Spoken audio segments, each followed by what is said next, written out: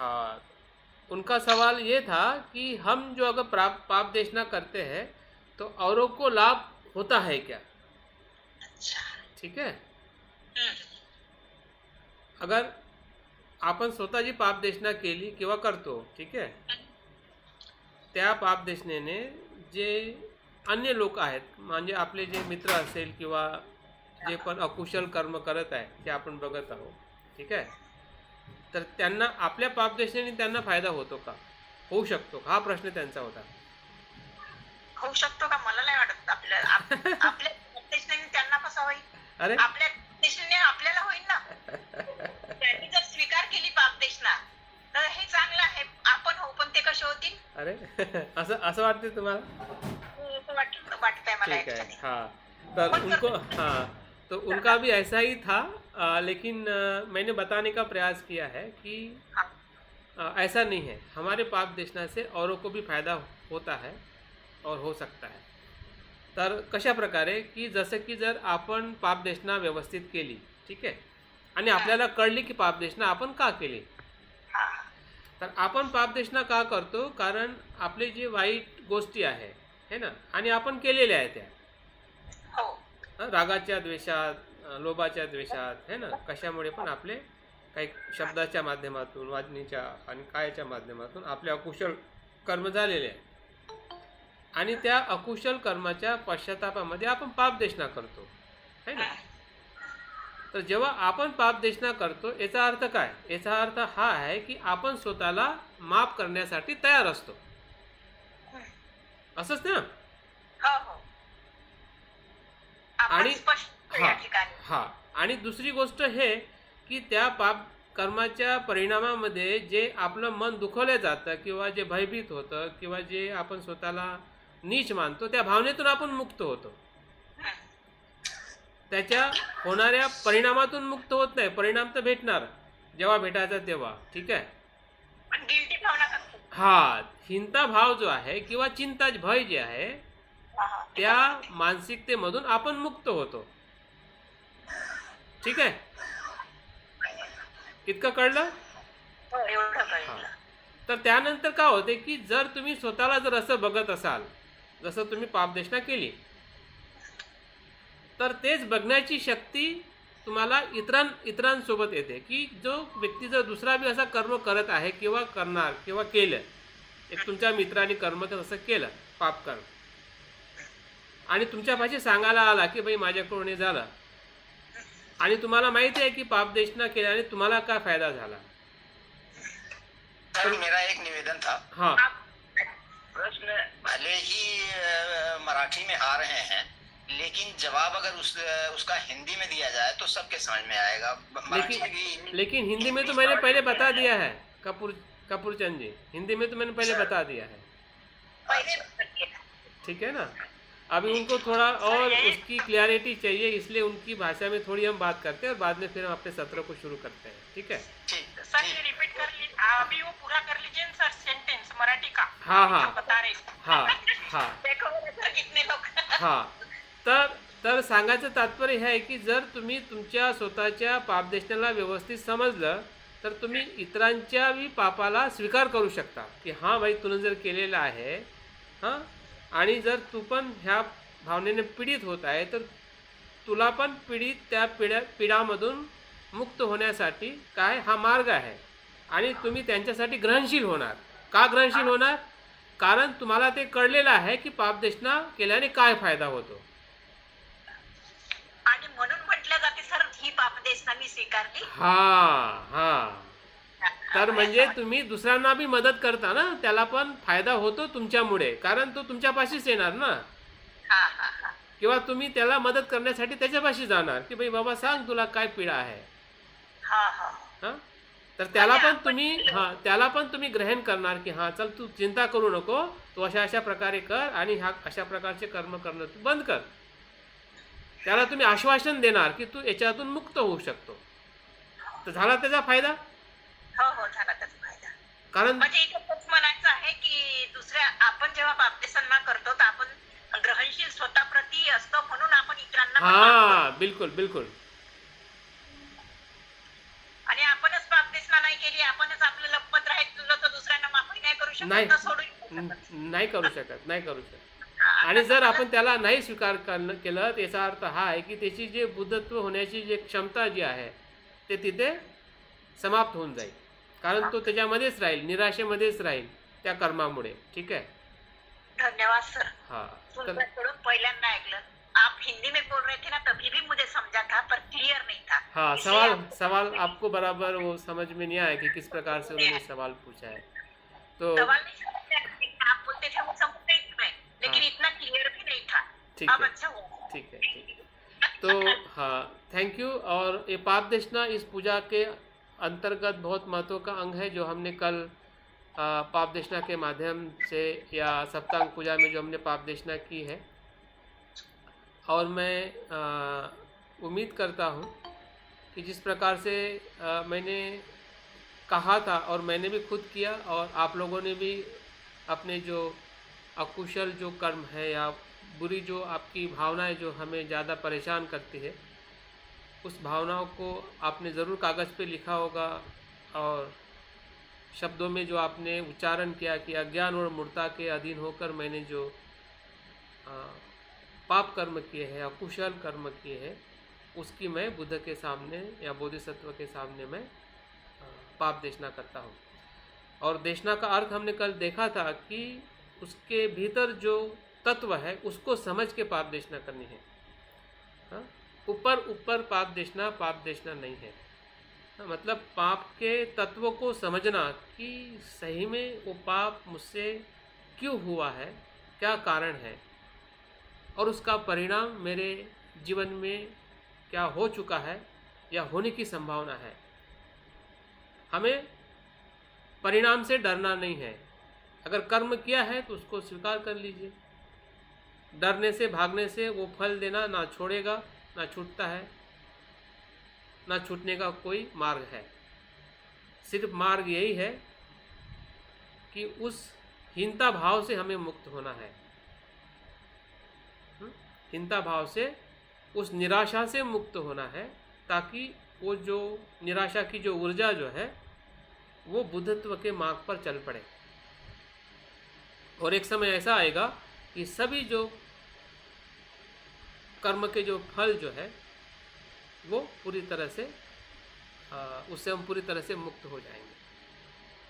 तो इस प्रकार से जब हम पाप देशना के अंग को करते हैं तो हमारी जो नकारात्मक जो ऊर्जा जो है या नकारात्मक जो हमारी मानसिकता जो है, उस मानसिकता को क्या मिल जाता है, एक रास्ता मिल जाता है.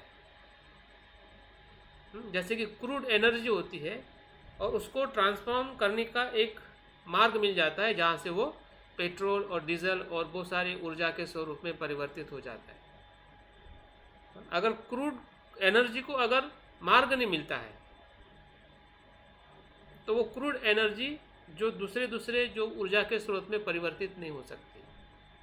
तो पाप बुरा नहीं है,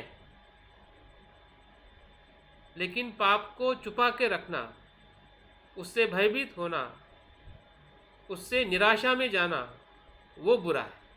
क्योंकि पाप अकुशल इसलिए होता है क्योंकि उसके पीछे अज्ञान और मूढ़ता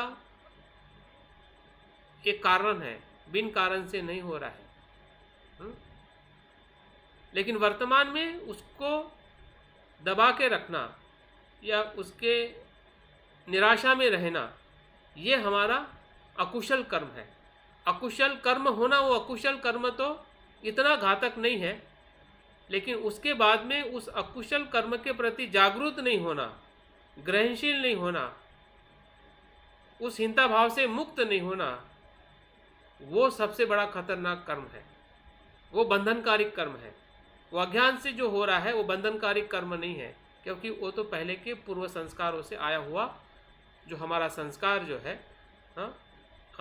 जो हम अज्ञान और मूर्ता से कर रहे हैं, वो इतना पावरफुल नहीं है जितना पावरफुल हम उसको दबा के या उसको छुपा के या उसके तरफ बिल्कुल अनदेखा करते हैं.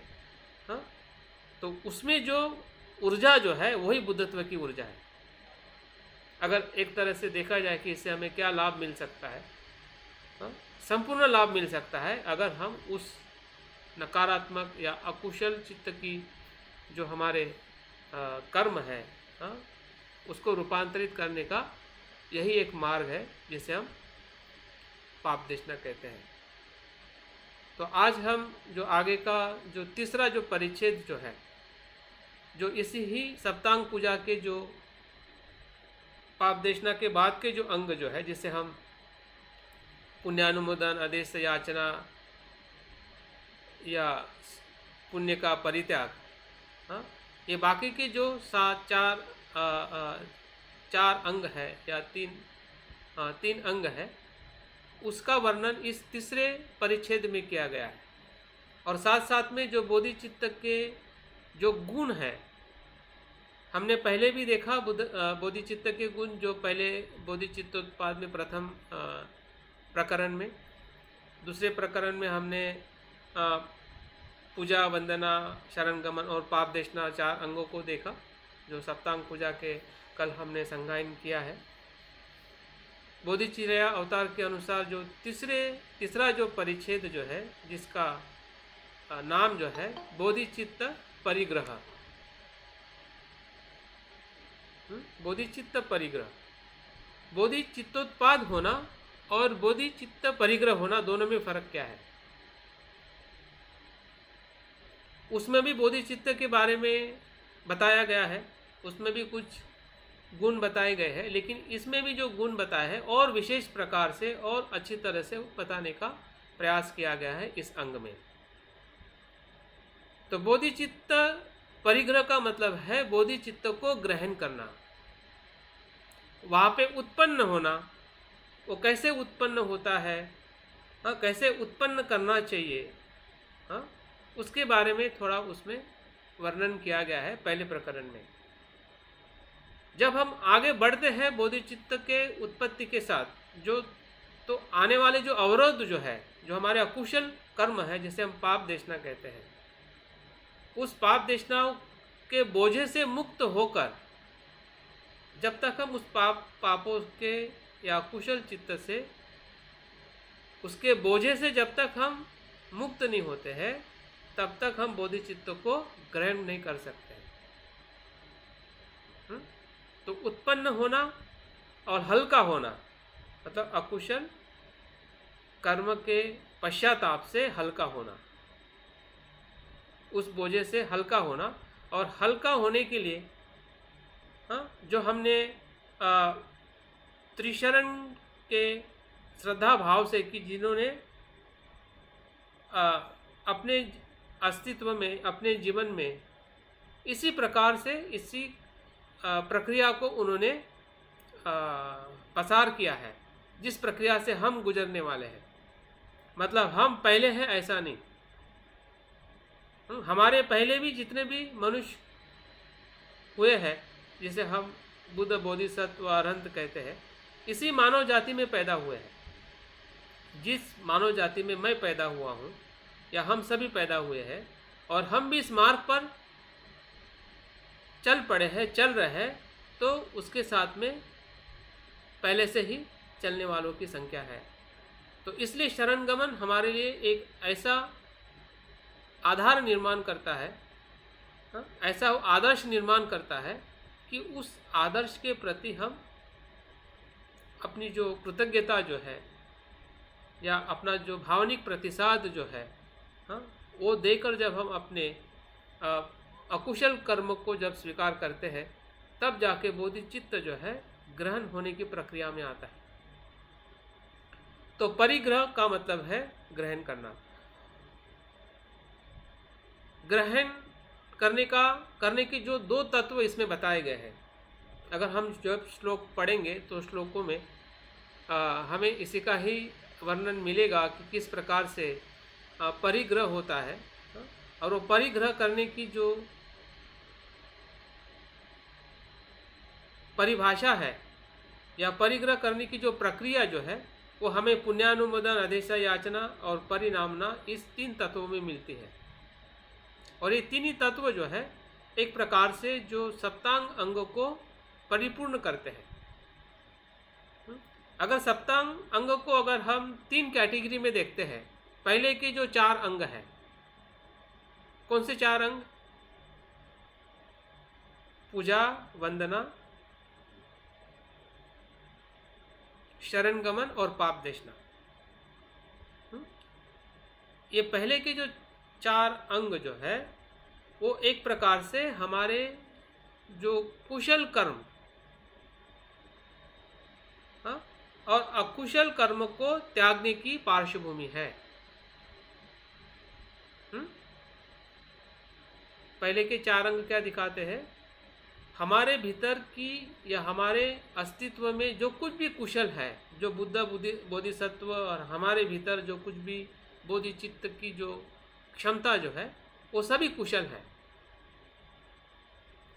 जिसमें हम आनंदित होते हैं, मनोमय पूजा करते हैं, बहुत सारी चीज़ों से हम बुद्ध बोधिसत्व को अर्पण करते हैं, हमारे हृदय को हम खुला करते हैं, कुशल भाव के लिए या कुशल चित्त के लिए हमारे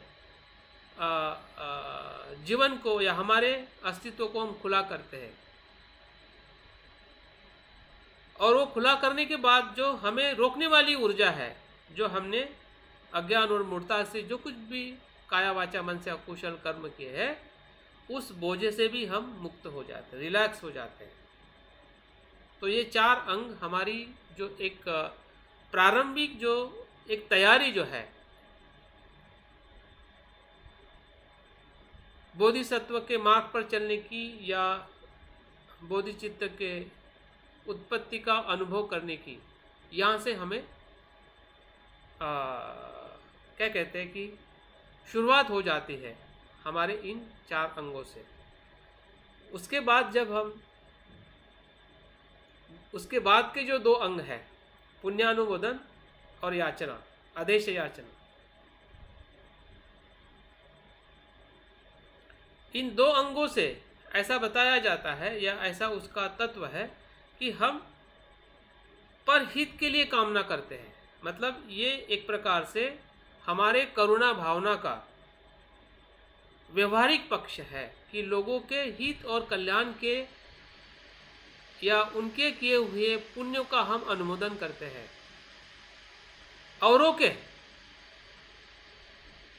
के कुशल कर्म का हम यहाँ पे पुण्यानुमोदन करते हैं, और सभी जीव मात्रा के हित और कल्याण के लिए बुद्ध बोधिसत्व निरंतर धम्म का उपदेश देता रहे, ऐसा हम अनुभव करते हैं। इसका मतलब क्या है कि इस 2 अंगों के माध्यम से हम पूरी तरह से जो हमारे भीतर की जो करुणा भावना जो है, उस करुणा भावना को हम इस 2 अंगों के माध्यम से अभिव्यक्त करने का प्रयास करते हैं। तो आप देखिए कि सप्तांग पूजा के माध्यम से शांतिदेव आचार्य हमें धीरे धीरे उस मार्ग पर आरूढ़ करना चाहते हैं जिसे हम बोधिसत्व का मार्ग कहते हैं। और अंतिम और बहुत ही महत्वपूर्ण जो अंग जो है आत्मभावादि परित्याग। आत्मभावादि परित्याग का अर्थ यह है कि ये सभी हमने जो कुशल कर्म किए हैं शुरुआत से लेके 6ठे अंग तक, उससे जो कुछ भी मुझे पुण्य प्राप्त हुआ है, उस पुण्य को भी और मेरे स्व को भी मैं लोगों के हित और कल्याण के लिए समर्पित करता हूं। ये जो भाव जो है ना, ये पूरी तरह से शून्यता का भाव है और करुणा का भाव है कि हमारे जो कुशल कर्म का जो एक आत्म भाव जो हमारे मन में निर्माण होता है कि ये मैंने किया, मैं हूँ, उस मैं के भाव से पूरी तरह से लोग हित और कल्याण के लिए समर्पित करना, मतलब एक तरफ अनासक्ति है, दूसरी तरफ करुणा है। इन दोनों भाव को अभिव्यक्त करने वाला आखिरी अंग है। तो इस प्रकार से अगर हम इस 7 अंगों को एक श्रृंखला में देखते हैं तो ये संपूर्ण बोधिसत्व का एक संपूर्ण मार्ग है। जैसे भक्ति मार्ग कहते हैं। और इस भक्ति मार्ग के अंदर ऐसी किसी भी प्रकार की ऐसी थोड़ी सी भी गुंजाइश नहीं है कि जिस तत्व में, जिस आचरण में या जिस शब्द के भावार्थ में कि आपको अंधश्रद्धा दिखती हो या भ्रम दिखता हो या किसी को हानि करने वाला तत्व दिखता हो या गुलाम करने वाला तत्व दिखता हो, हाँ, या जो भी नकारात्मकता के जितने भी पहलू हैं, हाँ, ऐसा कोई भी अगर पहलू दिखता हो तो वो बौद्ध धर्म का भक्ति मार्ग नहीं है, शांतिदेव आचार्य का भक्ति मार्ग नहीं है। बौद्ध धर्म का और शांतिदेव आचार्य ने दिया हुआ भक्ति मार्ग पूरी तरह से 100% प्योर सत्यता पर और करुणा की भावना पर आधारित है। आप किसी भी अंग में, किसी भी श्लोक के किसी भी गहराई में अगर आप जाके अगर आप तत्व ढूंढोगे, हो सकता है कि ऊपरी तरफ जो शब्द जो है कभी कभी हमें संभ्रमित करने वाले दिखाई दे सकते हैं, हाँ? जैसे कि जो दास शब्द आया है या बहुत सारे जो शब्द जो है वो सामान्य तौर पे हमें संभ्रमित कर सकते हैं अगर हम उसको अर्थ को ना समझे या उसके भीतर का जो भाव समझने के लिए अगर हम प्रयास ना करें, तो वो शब्द हमें उस मार्ग से दूर लेके जा सकता है और हमें लग सकता है कि नहीं, इस प्रकार की भक्ति करना हमारे लिए उचित नहीं है। लेकिन अगर हम उसके सर्वांगिक विकास का जो एक मार्ग अगर देखते हैं, भक्ति मार्ग और शून्यता का मार्ग कैसे एक साथ में चलता है, इसकी जो सही अर्थ में जो व्याख्या या मार्ग जो दिखाने वाला जो ग्रंथ जो है वो ही बोधिचर्या अवतार इस ग्रंथ से पूरे विश्व में विख्यात है। तो इस प्रकार से हमने सप्तांग पूजा के जो 7 अंग है, जो दूसरे और तीसरे परिच्छेद में उसको पूरी तरह से वर्णन किया गया है, बताया गया है। तो उसमें से जो बोधिचित्त परिग्रह में जो परिग्रह जो है ग्रहण करने के 2 महत्वपूर्ण तत्व है। अभी इस प्रकरण को थोड़ा हम देखते हैं और उसके बाद जो बाकी हमारी जो गाथाएं जहाँ से रुकी हुई है जिस संख्या से, उस गाथाओं का भी पठन करते हुए उसमें भी अगर कुछ शब्द या कुछ तत्व अगर बाकी रहता है उसमें हम उसकी व्याख्यान करके आगे बढ़ेंगे। तो परिग्रह के जो 2 तत्व बताए जाते हैं बहुत ही महत्वपूर्ण है, क्योंकि इसी ही तत्व के आधार पर जो बोधिचित्त की जो ग्रहणशीलता जो है वो हमारे मन में विकसित होती है। जिस प्रकार से उत्पन्न हुआ उसी प्रकार से उसको ग्रहण करने की जो हमारी ग्रहणशीलता जो है वो कैसे विकसित करें। कोई चीज़ उत्पन्न हो जाती है, लेकिन उसको ग्रहण करने का भी महत्वपूर्ण पहलू होता है। अगर उसको हम ग्रहण करते हैं तब जाके वो विकसित होने की प्रक्रिया में आगे बढ़ता है।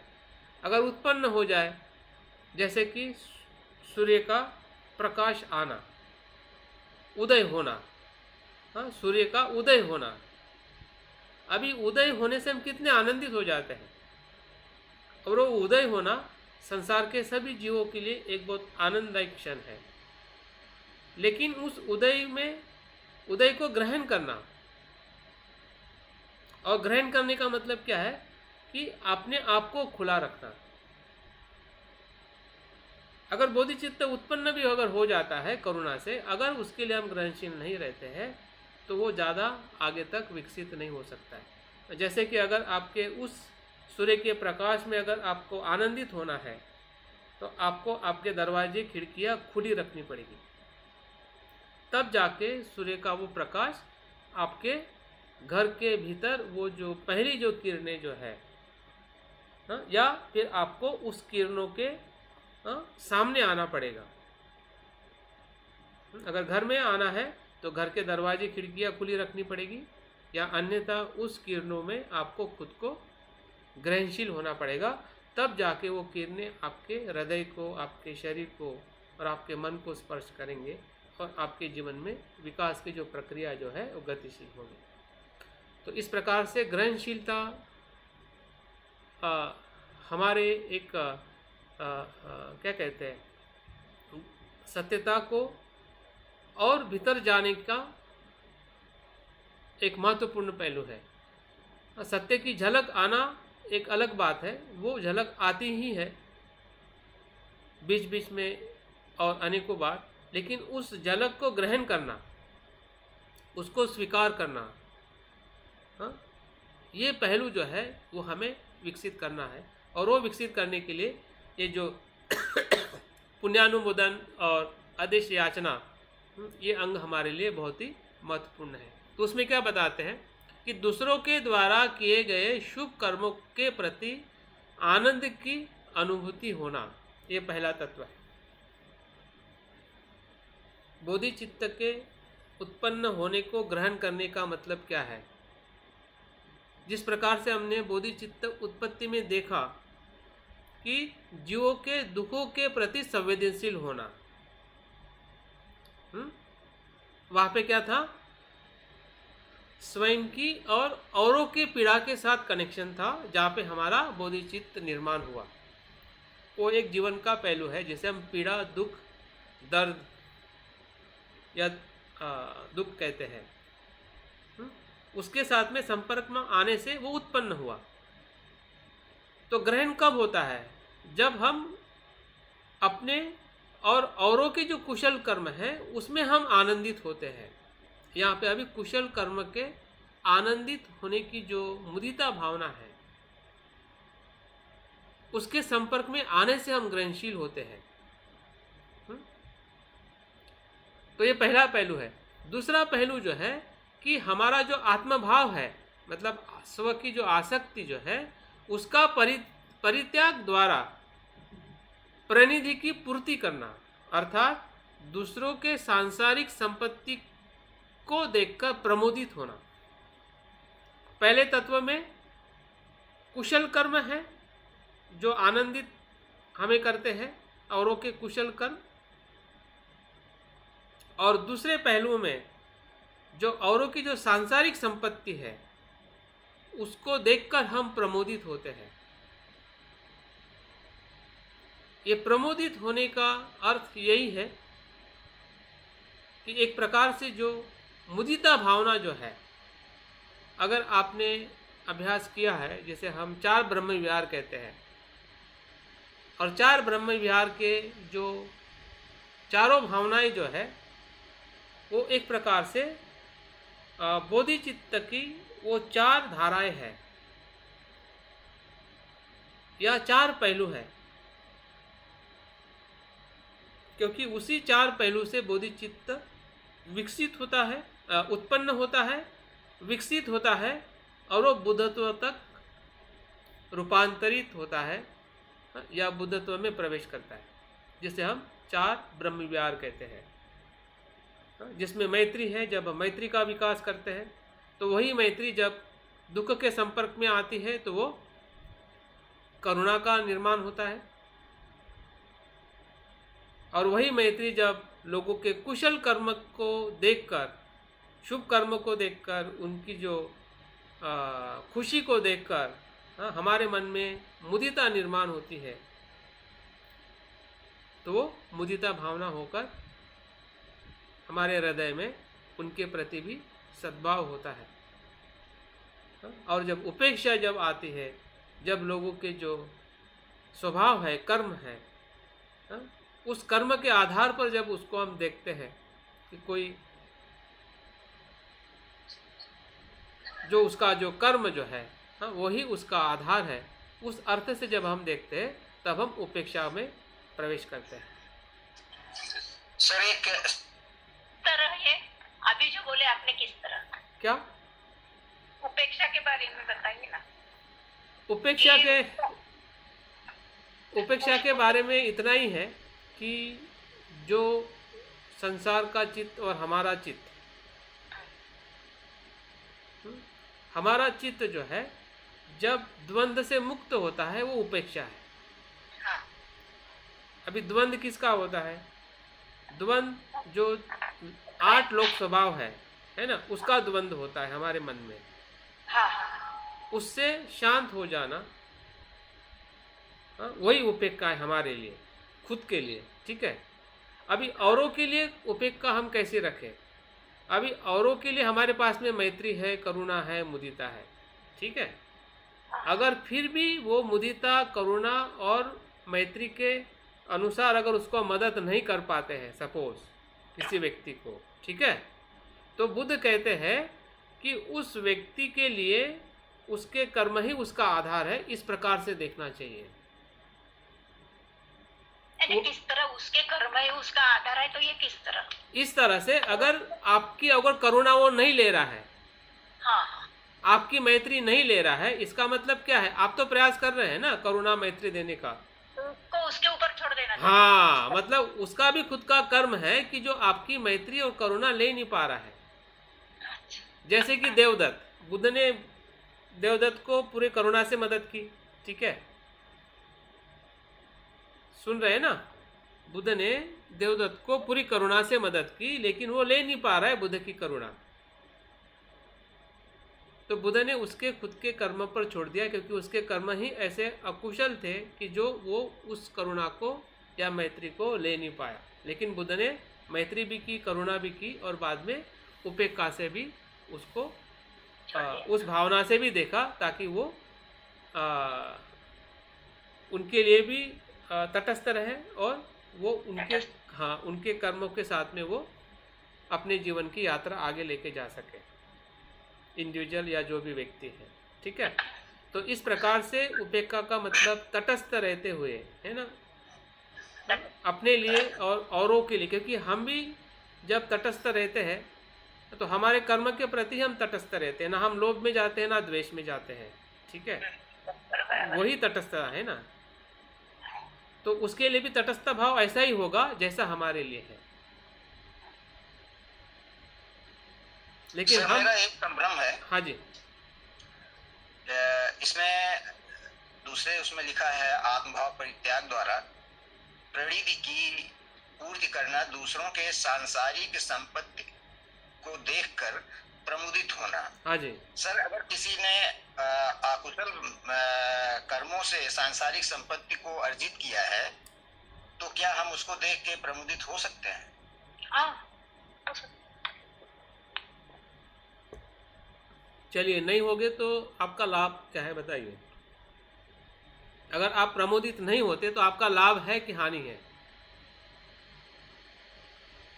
नहीं, वो तो ठीक है, लेकिन अब अगर वो उसके अकुशल भावों से है, तो फिर तो एक तरह से हमारा उसका एक समर्थन ही करना हुआ। कैसे समर्थन करना कैसे हुआ? कि भाई, हम आपने अगर आपने ऐसा उसको कहा है कि भाई तुम अकुशल कर्म से संपत्ति जमा कर, ऐसा आपने कहा उसको? आप उसको प्रमोट कर रहे हैं, बिल्कुल नहीं करा, बिल्कुल आप नहीं उसको कहा, प्रमोट नहीं कर रहे हैं ना। हाँ, लेकिन हम उसकी संपत्ति को देख के अगर प्रमुदित हो रहे हैं, हाँ तो वो तो एक तरह से हमें जो लगता है हाँ, कि प्रमुदित होना मतलब हम एक तरह से उसको एक्सेप्ट कर रहे हैं। एक्सेप्ट तो करना पड़ेगा ना। ठीक है। अगर आप एक्सेप्ट नहीं करोगे तो उसने जो संपत्ति जो प्राप्त की है, ठीक है, अगर आप ईर्ष्या से उसको देखिए, एक तो आप ईर्ष्या से देखोगे या मुदिता से देखोगे, दो ही आपके पास में पहलू है, ठीक है।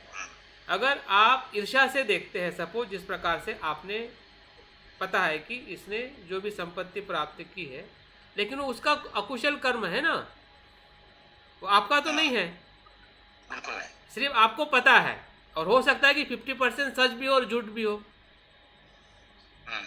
सकता है ना। हो सकता है। 50% झूठ भी हो सकता है, 50% सच भी हो सकता है,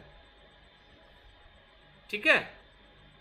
लेकिन वो तो उसका कर्म है ना, जो उसकी आजीविका उन्होंने उस प्रकार से स्वीकार की, उस आजीविका से जो भी उन्होंने धन संपत्ति प्राप्त की, तो उसका कर्म का तो वही मालिक है ना, आप तो नहीं है। अगर झूठ से किया होगा तो एक तो उसको खुद पश्चाताप होगा, या फिर जो भी कानून का दायरा है उसके हिसाब से उसके साथ में कार्य होगा। लेकिन अगर हम ईर्ष्या से देखते हैं, मगर अपन बोलिए बोलिए। अगर झूठ से संपत्ति कोई किया होगा, अभी फॉर एग्जाम्पल कोई मंत्री वो रहता है, तो उनके संपत्ति के बारे में अपन रखेंगे ना सर, मतलब आनंद का भी नहीं रखेंगे भाव, और द्वेष का भी आप नहीं रखेंगे ना। आप कौन सा पर्टिकुलर रखना चाहिए? आप फिर ऐसा पर्टिकुलर नहीं उसकी देखना संपत्ति है किसी इसमें को इसमें मालूम है देखिए, अपने को। आपका जो सवाल जो है ना वो पर्टिकुलर है, जिसको आप देख रहे हैं उसके बारे में आप बात कर रहे हैं, सही है ना? जिसको आप जानते हैं उसके बारे में बात कर रहे हैं, सही है ना? हाँ। है ना? हाँ सही है। सही है ना? सभी के लिए नहीं है ना, जिसके बारे में आप जानते हैं कि इसके पास में गलत तरीके से संपत्ति, उसी के बारे में आप बात कर रहे हैं ना? हाँ हाँ, तो यहाँ पे उसके बारे में बात नहीं है। यहाँ पे जो है ना वो पर्टिकुलर पर्सन या लोगों के बारे में बात नहीं है। अच्छा अच्छा। समझ में आए ना? अगर आप मतलब पर्टिकुलर, सामान्य लोग। हाँ, सामान्य लोग। अगर आप पर्टिकुलर जाओगे ना तो आप कहीं पे भी आपको रास्ता नहीं मिलेगा, ठीक है? वहाँ हम तटस्थ हो सकते हैं। नहीं, तटस्थ भी होने की जरूरत नहीं, यहाँ पे पर्टिकुलर नहीं है। जिस प्रकार से आप पर्टिकुलर देख रहे हैं किसी व्यक्ति को, हाँ, वो भाव यहाँ पे नहीं है। यहाँ पे सभी के बारे में है, सभी के जितने भी संसार में जो संपत्ति है औरों के पास, पर्टिकुलर मेरे के बारे में क्या करना? मेरे अलावा जिसके पास में भी जो संपत्ति है, ठीक है ना, उसने कैसे कमाई है, अच्छे से या बुरे से, वो उसके खुद के कर्म है। उसकी रिस्पॉन्सिबिलिटी उसी की है ना। हाँ, वो उसकी हम नहीं ले सकते। हाँ, अभी हमारी रिस्पॉन्सिबिलिटी क्या है? एक तो ईर्ष्या करना या मुदिता रखना।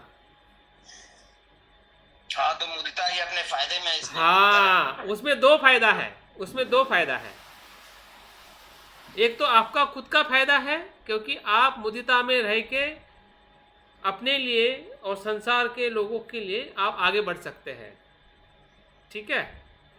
और दूसरा फायदा ये है कि अगर वो आपका पास का व्यक्ति है, सपोज, जिसके साथ आप बातचीत कर सकते हैं, हाँ, जिस प्रकार जिसने उसने इस प्रकार से संपत्ति को प्राप्त किया है, तो उसको भी आप बदलने के लिए प्रयास कर सकते हैं, क्योंकि आप में ईर्ष्या नहीं है। हाँ, आप में मैत्री और मुदिता है। हम सिर्फ बात करते कि उसने ऐसा किया, उसके पास में वो है, वो तो उसके पास में वो है, उसने जो भी लिया है किया है, उसका खुद का कर्म है, खुद की आजीविका उन्होंने उस प्रकार से पसंद की है। हाँ, उसमें हम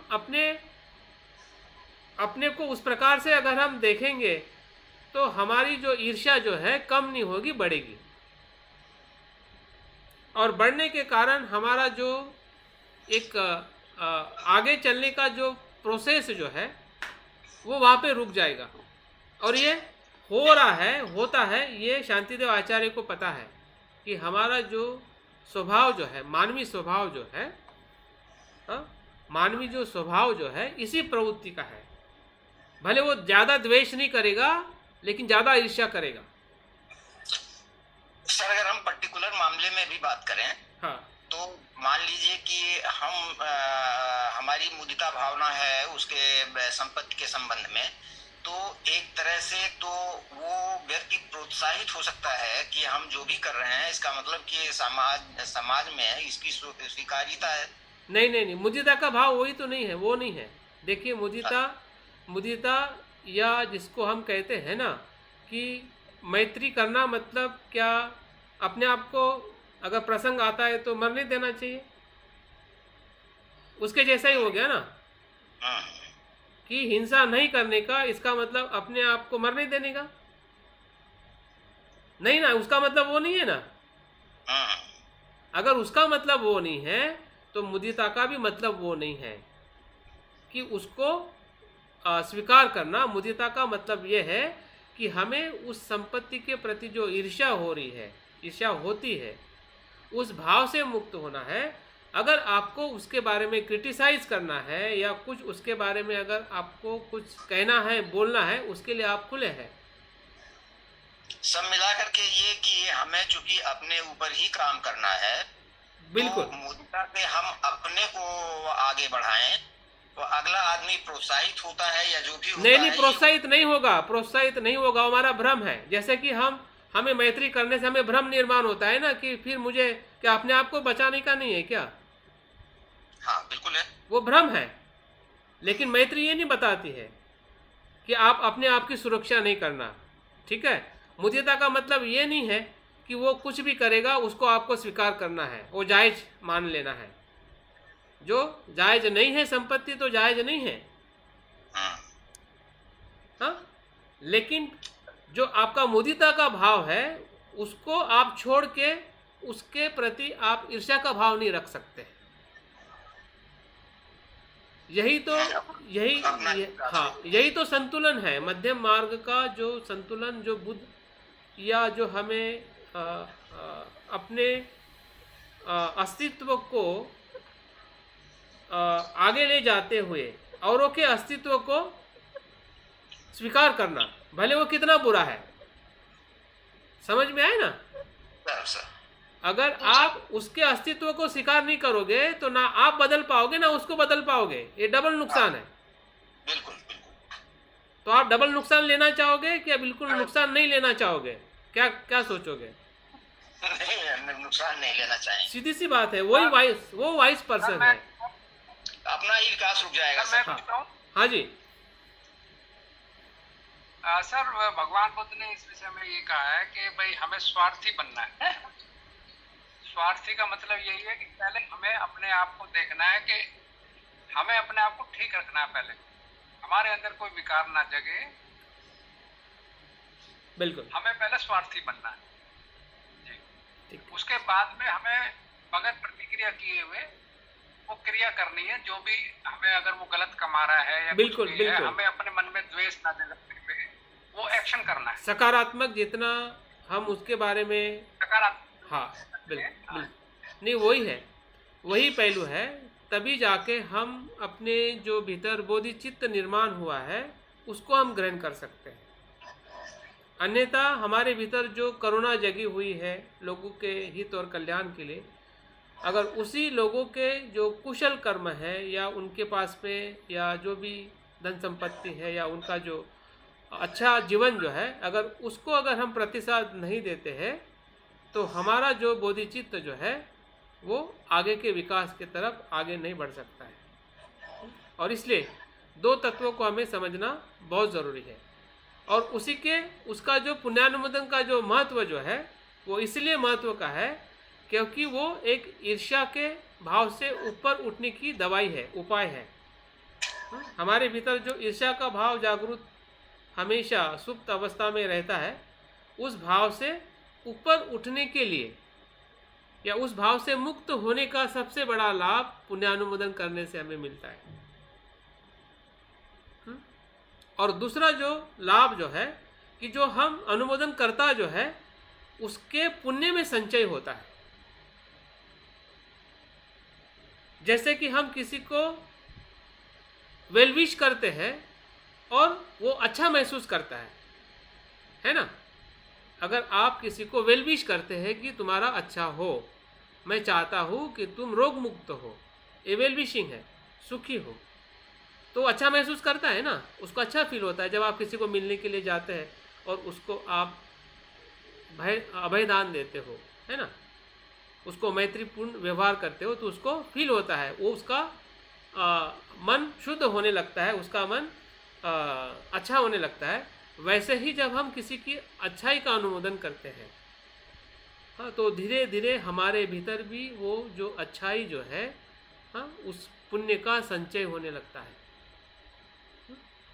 तो इस प्रकार से जो पुण्यानुमोदन जो तत्व जो है वो एक प्रकार से हमारी जो मुदिता भावना जो है, जो हमने अगर 4 ब्रह्म विहार की हम जो बात करते हैं, हाँ, जो मैत्री, करुणा और मुदिता, तो शुरुआत के जो अंग जो है वो हमारे खुद के कुशल कर्म से हम बुद्ध के मार्ग पर आते हैं। और पुण्यानुमोदन के मार्ग से हम औरों के कुशल कर्मों को भी बुद्धत्व के मार्ग में ले आते हैं। मतलब हमारा जो कुशल कर्म है वो तो हमें मदद करता ही करता है, लेकिन जब हम पुण्यानुमोदन करते हैं तो उसमें औरों के भी जो कुशल कर्म है या औरों की भी जो आप संपत्ति की जो बात कर रहे हैं, वो संपत्ति भी जो है आप सभी के लिए इस्तेमाल कर सकते हैं। आप उसको जैसे कि आपने कहा कि जो उसकी जो बुरी संपत्ति है, अकुशल संपत्ति है, तो इसका मतलब उसको हम प्रमोट कर रहे हैं। लेकिन जब आपके पास में मुदिता आएगी तो उसी संपत्ति का सदुपयोग कैसा करना है वो आपके मन में भाव निर्माण होगा। उसको आप उस प्रकार से प्रमोट करोगे कि भाई आपने जो कमाया है वो सत्कर्म के लिए लगाओ। हाँ, क्योंकि आपको पता है कि उसका जो संपत्ति जो है वो उसी के लिए नहीं, सभी के लिए है। क्योंकि वो हमें पता चला है कि किस प्रकार से उस मुदिता भाव में रहकर हम उसके या औरों के कुशल कर्म को या औरों के संपत्ति को हम किस प्रकार से उनके प्रति प्रमोदित होते हैं, और प्रमोदित भाव से ही हम जो और लोग हैं या औरों की संपत्ति जो है वो सबकी होने लगती है, या हम उसमें समाविष्ट हो जाते हैं या वो हम में समाविष्ट हो जाते हैं। जैसे हमने करुणा चित्त निर्माण करते हुए हमने अपने दुख को औरों के दुख में देखा, औरों के दुख को हमारे दुख में समाविष्ट होकर हमने बोधिचित्त को निर्माण किया, और बोधिचित्त निर्माण वहीं से होता है। तो बोधिचित्त ग्रहण कहाँ से होता है?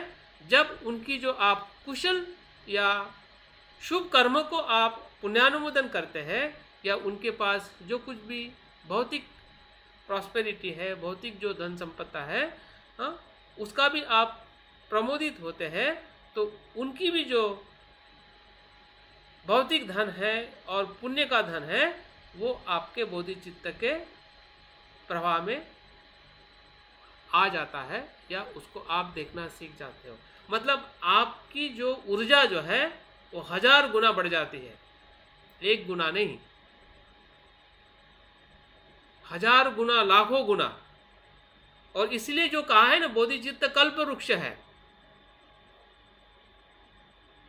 वो एक प्रकार से ऐसा रसायन है जो आप जिसको छुओगे वो सोने में बदल जाएगा। अगर आपके भीतर अगर करुणा और मुदिता है तो आप ना भूखे रह सकते हैं, ना किसी को भूखा रख सकते हैं। अगर वो चित्त निर्माण होता है, आप देखिए बुद्ध के जीवन में, बाबा साहब के जीवन में किस प्रकार से लोगों को इतने दरिद्री में से बाहर लाया, इतने शोषण की अवस्था में से बाहर लाया, कि जिसके पास आज धन है, संपत्ति है, शिक्षा है, सब कुछ है, कहाँ से आया? ये आया क्योंकि उन्होंने उस प्रकार से अपने चित्त के माध्यम से अस्तित्व को देखा है। सर, अकुशल कार्यों से, कर्मों से प्राप्त धन को हम कुशल कार्यों में लगा सकते हैं क्या? देखो, कुशल अकुशल तो उसके किए हुए कर्म के साथ आधारित है, ठीक है। लेकिन वो धन या वो जो भी संपत्ति है, अगर उसके बाद में जो अगर उसका उद्देश्य अगर कुशल कर्म करने के लिए लगा सकते हैं, तो वहाँ से तो वो कुशल ही होगा ना। वहाँ तक उसका अकुशल परिणाम उसको मिलना है, XYZ जो भी उसने अकुशल कर्म से प्राप्त किया है, ठीक है। लेकिन उसके बाद में अगर वो या कोई भी, जैसे कि अभी कोई बिल्डर है, कोई बड़ा धनवान है, उन्होंने बुराई से धन प्राप्त किया है और उसको पुत्र को मिला है। अभी वो पुत्र जो है उस धन का जो परिणाम तो उसने ले लिया, वो जेल में गया, मर गया, जो भी हो गया उसने धन प्राप्त करने के बाद, लेकिन मिला तो पुत्र को है ना। अभी पुत्र उस धन का कैसे इस्तेमाल करना चाहता है, तो वहां से उसका कुशल कर्म निर्धारित हो सकता है। अगर उस धन का वो समाज के लिए, हित कल्याण के लिए या देश के लिए अगर वो इस्तेमाल करता है, तो वो धन तो कुशल मार्ग पे आ जाएगा, सदुपयोग होगा उसका। सर, ऐसा मैंने इसलिए पूछा क्योंकि एक बार बाबा साहब को कुछ नाचने गाने वाले लोगों ने कुछ दान देना चाहा। बाबा साहब ने उसको सामाजिक कार्यों के लिए, बाबा साहब ने उसको लेने से मना कर दिया, बोले ये अकुशल कृत्य से आया हुआ धन है, इसलिए हम नहीं लेंगे। हाँ, वो उदाहरण शायद दिलीप कुमार जी का है। दिलीप कुमार जी ने।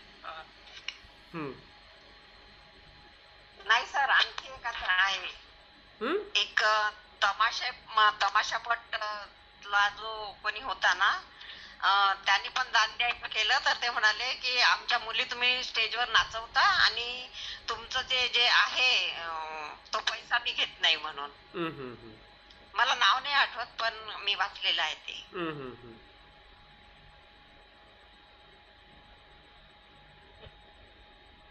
पट्टे बापूराव होतं नाव. तो मेरे पूछने का यही कारण था सर. नहीं नहीं, बराबर है.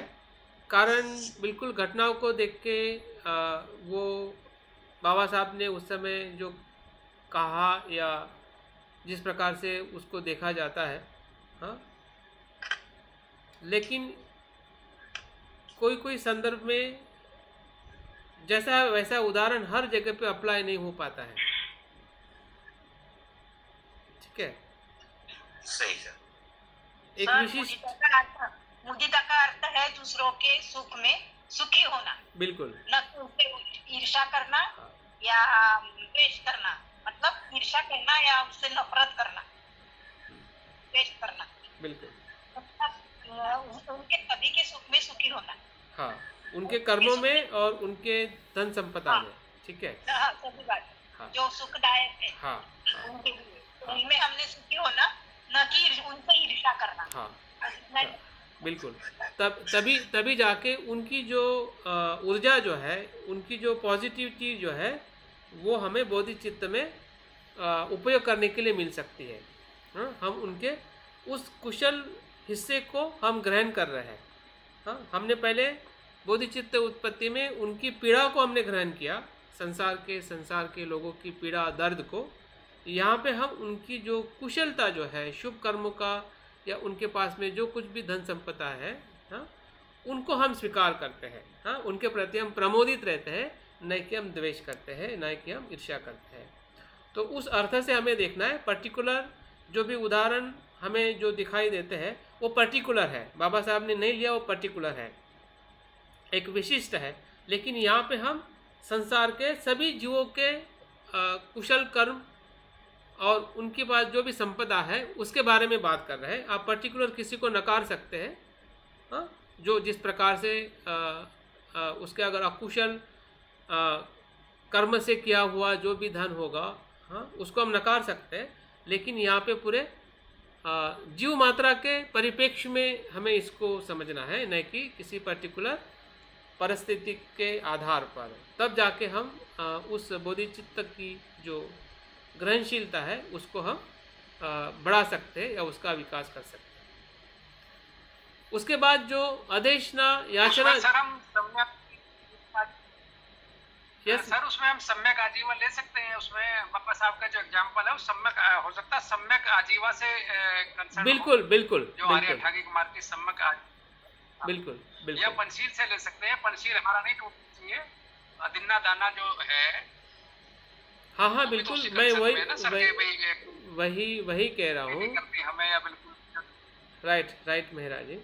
मैं कहने का मतलब यही है कि जो भी हमें ऐसे एग्जाम्पल दिखते हैं और लगता है कि ये उसमें आएगा नहीं आएगा, लेकिन वो एक अलग परिप्रेक्ष्य है उसका, उसको हम ले सकते नहीं ले सकते. लेकिन यहाँ पे जो परिप्रेक्ष्य जो है वो सभी जीवों के शुभ कर्म और उनके पास में जो धन संपदा है उसके प्रति मुदिता या प्रमोदिता रखने की जो भावना है, उस भावना के अर्थ में हमें यहाँ पर देखना है, ताकि हम हमारे मन में जो बोधिचित्त की जो ग्रहणशीलता है उसको हम महसूस कर सकें. बाकी जो चीज़ें हैं वहाँ पे हम व्यक्तिगत तौर पे उसको प्रज्ञा से और बहुत सारे हमारे पास में उपाय कौशल है, उसके माध्यम से उसको हम नकार भी सकते हैं या हम उसको स्वीकार भी कर सकते हैं. आदेश याचना का मतलब ये है कि जो भी बुद्ध बोधिसत्व जो है उनसे लोगों के हित और कल्याण के लिए धम्म देने के लिए अनुरोध किया जाता है. उनको रिक्वेस्ट की जाती है कि आप संसार के जीव मात्रा के लिए निरंतर धम्म देशना देते रहे. उसमें सभी प्रकार के वो सत्व आ सकते हैं जिसे हम बुद्ध कहते हैं, बोधिसत्व कहते हैं, हमारे जो गुरु है, शिक्षक है, जहाँ जहाँ से भी हमें धम्म का लाभ मिल सकता है, स्रोत है, हाँ, उन सभी तत्वों को, उस सभी अस्तित्व को हम हमेशा अनुरोध करते हैं, याचना करते हैं लोक हित कल्याण के लिए। तो एक प्रकार से जो जीव मात्रा के प्रति जो भाव जो है करुणा का, या उनको दुख से मुक्त करने का, ताकि उनको निरंतर धम्म का लाभ मिलता रहे सभी सत्वों को। और इतना ही नहीं, आगे ये भी और एक स्टेप आगे जाते हैं कि वो ये अनुरोध करते हैं, याचना करते हैं कि वो महापरिनिर्वाण में प्रवेश ना करें। महानिर्वाण में प्रवेश करने का मतलब, हाँ, वो संसार से चले नहीं जाए, वो निरंतर संसार में बने रहे। आपको इस उदाहरण, ये याचना का उदाहरण इसको भी रिप्रेजेंट करता है कि जब बुद्ध आनंद के सामने जब वो कहते हैं महापरिनिर्वाण के 3 महीना पहले कि मैं 3 महीने के बाद में महानिर्वाण को प्राप्त करने वाला हूँ, तो जब बुद्ध आनंद के सामने कहते हैं तो एक बार कहते हैं तो आनंद कहता है कि ठीक है, दोबारा कहते हैं तब भी आनंद का ध्यान नहीं होता है कि बुद्ध दोबारा भी कह रहे हैं, और तीसरी बार भी कहते हैं तब भी आनंद का ध्यान वो नहीं होता है कि बुद्ध को रिक्वेस्ट करे कि भगवान आप अनंत काल तक ठहरे। और जब 3 बार होने के बाद में आनंद को सभानता आती है कि भगवान आप जो कह रहे हैं, हाँ, आपने और ठहरना चाहिए। तब बुद्ध कहते हैं कि आनंद वो समय चला गया, वो समय अभी चला गया जब मैंने तुम्हें 3 बार पूछा था, हाँ, तब तुम इतने सचेत नहीं थे, जागरूक नहीं थे कि मेरी इस बात को आप रोक सकते थे, हाँ, कि भगवान आप और अनंत कल्प तक ठहरे, हाँ, महापरिनिर्वाण में प्रवेश ना करें। तो वो प्रार्थना नहीं करने के कारण बुद्ध को ऐसा विश्वास हुआ कि अभी मेरी संग को और संसार में ज़्यादा समय तक जीवित रहने की ज़रूरत नहीं है। जो बताना था, जो कहना था, जो सत्य था वो मैंने बता दिया है। 45 वर्ष तक अभी मेरा समय पूरी तरह से पूर्ण हुआ है इस शरीर के साथ, इस संसार में, हाँ, बने रहने के लिए। और तब जाके वो 3 महीने के बाद में वो महानिर्वाण में प्रवेश करते हैं, जिसे हम मृत्यु कहते हैं। तो यहाँ पे जो याचना इसलिए लगाई गई है ताकि ये हमसे भूल ना हो। हम हमेशा उन सत्वों को, तत्वों को जो इस प्रक्रिया में लोगों को मदद कर रहे हैं, हाँ, उनके प्रति हमारा जो प्रतिभाव जो है, ये प्रतिभाव लोगों के हित और कल्याण के लिए है, ताकि उन सत्वों से, उन गुरुओं से, उन शिक्षकों से, हाँ, उन कल्याण मित्रों से, हाँ, लोगों को निरंतर लाभ मिलता रहे। तो वो जो याचना जो है एक प्रकार से वो वहाँ से वो घटना के बाद में जो कुछ भी आनंद पे आरोप लगाया गया बाद में पहली संगति में कि तुमने बुद्ध से ये विनंती क्यों नहीं की, हाँ, तो आनंद उस गलती को स्वीकार करते हैं कि ये मुझसे पाप कर्म हुआ या मुझसे भूल हुई, दोष हुआ, हाँ, कि उस समय मैं उतना जागरूक नहीं था। तो यहाँ पे जो याचना करने का तात्पर्य जो शांतिदेव बताते हैं कि हमने अपने आचरण में या हमारे इस मार्ग पर, जिस मार्ग पर हम चल रहे हैं या बोधिसत्व के रूप में हम अपने आप को विकसित करना चाहते हैं, तो हमने इस याचना के अंग को जो हमने कल भी सप्तांग पूजा के माध्यम से हमने वो पठन किया है, तो उसका जो तात्पर्य यही है कि हम बुद्ध बोधिसत्व के महानिर्वाण में प्रवेश करने न करें, ऐसे हमने उनकी प्रार्थना करनी चाहिए। इसका मतलब उनकी जो ज़रूरत जो है संसार को अनंत कल्प तक है, अनेक वर्षों तक है, अनेक जीवन तक यहाँ पे ज़रूरत है, इसके प्रतिभाव को दर्शाने का अंग है, ताकि हमारा जो बुद्धत्व को या लोगों के हित कल्याण को देखने का हमारा दायरा जो है कितना विशाल है, कितना असीम है, क्योंकि अल्टीमेट बोधिसत्व का जो चित्त है, बुद्धत्व का जो चित्त जो है वो असीमता को दर्शाता है। और असीमता मतलब लोगों के दुखों को मुक्त करने का जो निरंतर प्रयास जो है, असीम जो प्रयास है, वो चलता रहे, और उसके लिए जो कुछ भी सत्व है, जो कुछ भी मदद करने वाले जो लोग हैं कि जो दुखों से मुक्त करने का मार्ग दिखाते हैं, वो निरंतर इस जीवन में हमें मदद करते रहे। और आखिरी और महत्वपूर्ण जो अंग है वो है परिणामना। इसका मतलब जो स्वयं के किए हुए पुण्य और आत्मभाव का परित्याग करना।